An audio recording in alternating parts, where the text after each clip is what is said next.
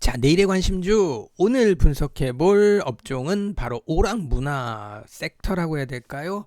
굉장히 많은 종목들이 포함이 되어 있는데 오락문화에서 오늘은 주로 엔터테인먼트 영화 쪽에서 한번 관심을 가져보도록 하겠습니다. 자, 어떤 종목들이 있는지 한번 살펴보도록 하죠. 사실 엔터, 영화 미디어라고 이렇게 나눠 놨는데 뭐 전체적으로 다 뭐 포함이 돼 있는 업종이라고 봐야 되겠죠.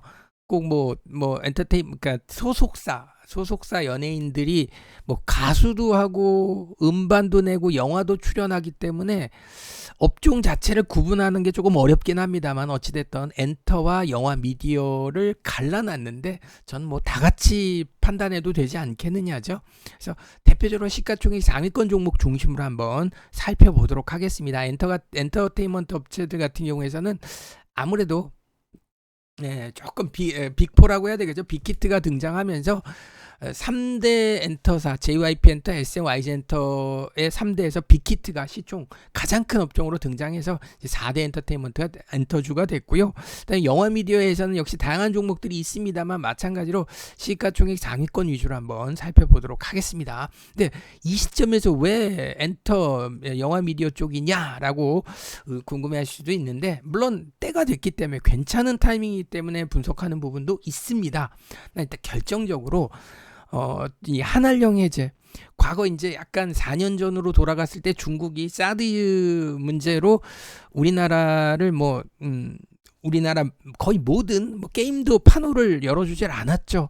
지네 입장에서는 안 했다라고는 하는데 강대국 입장에서 지시하면 그만인 거죠. 그래서 어찌됐든 그 이후로 우리나라 게임사도 그렇고 드라마, 영화, CF에서 한류 스타들이 다 사라졌던 부분에서 최근에 계속 청신호들이 나오고 있습니다. 지난달 말, 그러니까 2월 말이죠.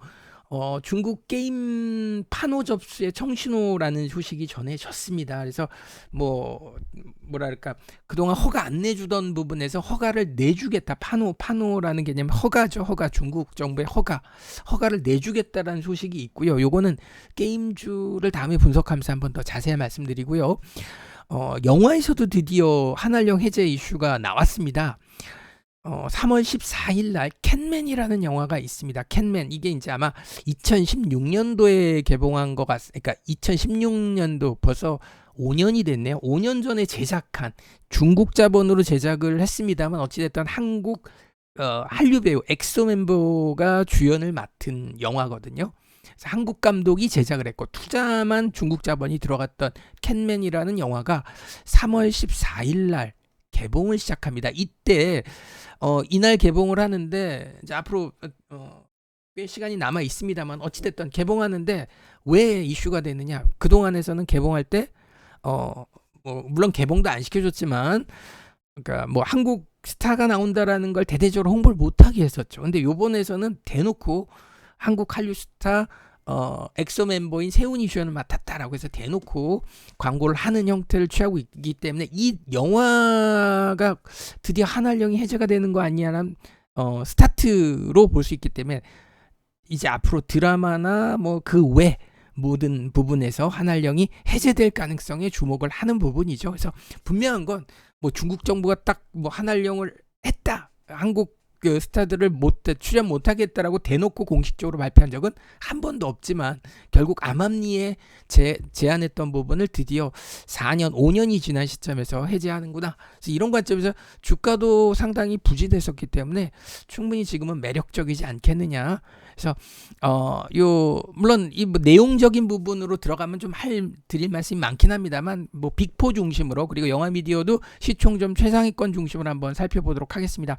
덱스터 같은 경우에서는 잘 아시는 SF물이죠. SF를 제작하는 백두산을 제작했는데 덱스터 스튜디오가 거의 대부분의 CG를 담당한. 그래서 이번에 승리호에서도 역시 덱스터가 들어갔고요. 덱스터가 전부 다 만들었고요. 그래서 중국에서도 헐리우드가 만들면 굉장히 큰 돈이 들어가는데 미스터 고서부터 고릴라 만들던 그 처음 출발점서부터 가격을 굉장히 낮춰서 하여튼 그래픽이 뛰어난 싼 가격에 뛰어난 그래픽을 시연할 수 있는 부분으로 지금 호평을 받고 있어서 중국에서도 덱스터의 활약이 있기 때문에 덱스터까지 한번 차트를 살펴보도록 하겠습니다.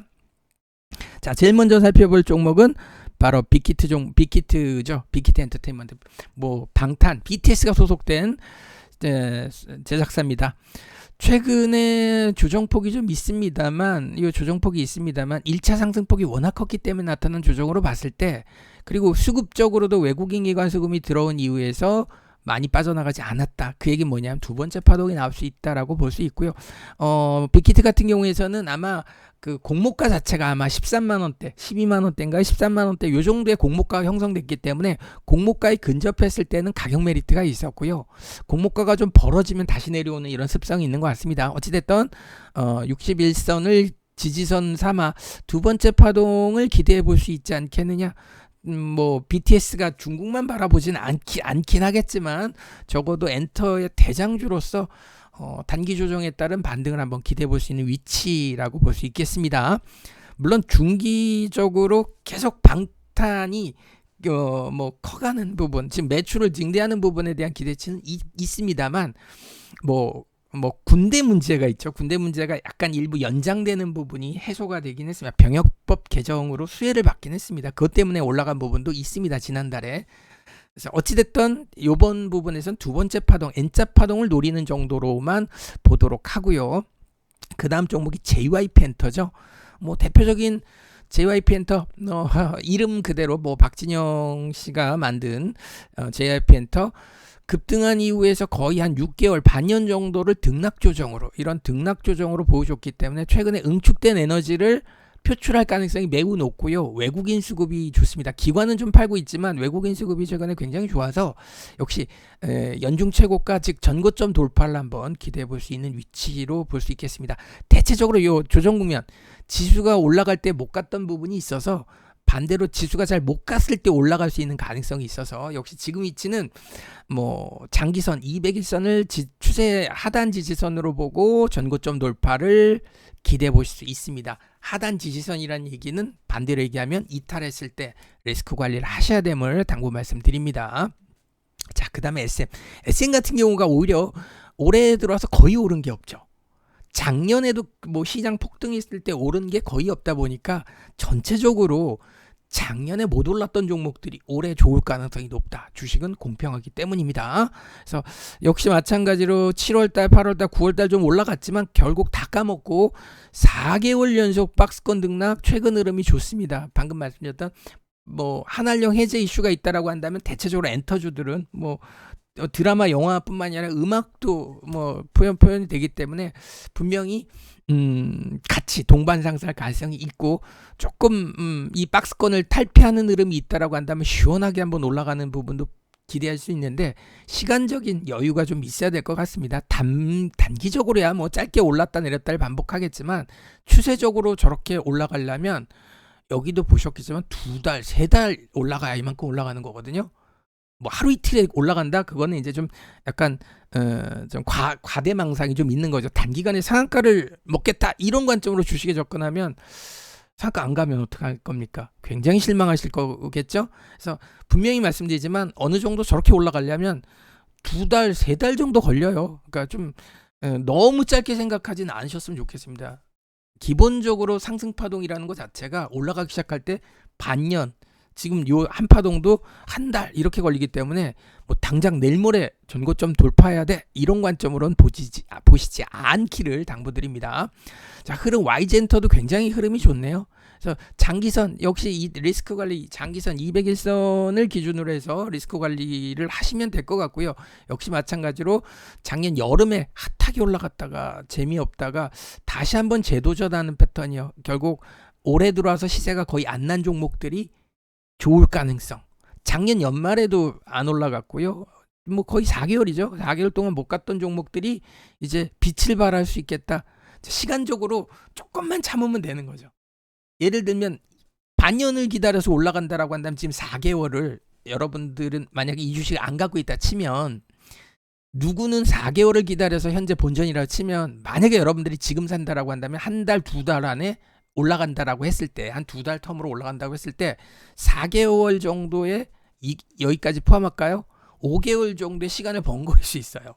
그러니까 누구는 들고 있어서 5개월 동안 힘들었는데 누구는 이제 들어가서 한두 달 만에 정고점을 넘어간다라고 한다면 굉장히 시간을 번 거죠. 근데 어찌됐든 중요한 건 뭐다? 리스크 관리는 장기선 추세 이탈했을 때는 꼭 리스크 관리 하셨으면 좋겠고요. 자, 4대 엔터를 알아봤으면 CJ 요건 뭐 대표적인 뭐 미디어 제작 업체죠. 여러분들이 알고 계시는 케이블 방송의 대부분이 아마 CJ 제작하고 있을 겁니다. 최근 흐름은 뭐 많이 내렸습니다만 역시 마찬가지로 장기선 구간에서 낙폭과대 반등 또는 추세 하단 지지 이후에 재상승을 노려볼 수 있기 때문에 기술적인 반등 또 퇴로라고 해야 될까요? 이탈가가 굉장히 짧죠. 빨간색 선 장기선을 이탈하면 리스크 관리 하시면 되기 때문에 퇴로가 짧기 때문에 한번 관심 가지셔도 좋을 것 같고요. 적어도 얘는 이 종목은 약간은 좀 뜸들이는 부분이 있어서 뜸들이는 부분에 대한 뜸이라는 거는 밥이 익으려면 뜸을 오래 걸리는 게 있고 얼마 안 들이는 게 있는데 CJ 다 좋은데 뜸들이는 게 좀 있습니다. 자, 그리고 CJ CGV는 뭐 말 그대로 영화관인데 백신이 이제 빠르게 맞으면서 역시 영화관에 대한 기대치도 있고요. 정별 초기 흐름에 진입을 했는데 요거는 61선을 리스크 관리로 잡으시면 좋을 것 같고요. 아까 맨 마지막에 말씀을 드리려고 하는 스튜디오 드래곤은 조금 뭐 둔탁한 종목 중에 하나죠. 올라가긴 시원하게 올라갔는데 요번에 좀 재미가 없습니다. 요번에 살려놓긴 했습니다만 마찬가지로 61선을 기준선으로 해서 초록색 선이네요. 기준선으로 해서 단기 낙폭에 따른 기술적 반등을 노리는 정도밖에 안 될 것 같습니다. 아직까지는. 그리고 덱스터는 제가 아까도 말씀드렸지만 뭐 백두산을 제작한 맨 처음 미스터 고를 만들었던 제작사이기도 하죠. 제작사? 그쵸. 뭐 덱스터. 어찌됐든 최근의 흐름은 승리호 이후에 주가가 좀 잠깐 올라갔다가 멈췄는데 약간 짧은 등락 파동이긴 합니다만 좀 롱텀으로 봤을 때 덱스터는 작은 비중으로 큰 수익을 노리는 종목이지 않을까. 그러니까 삼성전자 같은 주식은 큰 돈을 들어서 작은 수익을 노리는 종목이라고 한다면 덱스터 같은 종목은 개별 성향이 짙기 때문에 작은 돈을 투자해서 좀 뭐 높은 수익률을 노리는 그런 부류의 종목이 되지 않겠느냐라고 정리를 해드리고 싶습니다. 마찬가지로 61선을 리스크 관리 선으로 진입하시면 좋을 것 같고요. 기본적으로 덱스터는 이 추세를 돌파하기 시작하면은 조금은 대세 상승이 꽤 오랫동안 진행될 수 있기 때문에 다시 한번 정리해드리지만 61선을 리스크 관리 선으로 해서 작은 돈을 투자해서 조금은 큰 수익을 노려보는, 왜냐하면 이 향후 이 SF 관련한 특수효과 관련해서는 무한한 성장 가능성, 헐리우드만큼의 성장 가능성을 노려볼 수 있어서 좀 진짜 말 그대로 우리나라 영화 산업이 폭발적으로 성장하는데 덱스터가 아마 중심이 될 수 있을 겁니다. 특수효과에선 거의 독보적이죠. 우리나라에선 뭐 최고의 기업인데 다만 수익성이 아직 나오지 않았기 때문에 다시 한번 작은 돈을 들여서 좀 큰 돈을 벌어보는 그런 형태이기 때문에 하이리스크 하이리턴일 수도 있습니다만 결론은 뭐다? 61선 초록색 선에 대한 리스크 관리만 잘 하시면 그래도 괜찮은 종목이지 않을까라고 정리를 해드립니다. 자, 오늘 시간은 영화 엔터주에 대해서 알아봤습니다.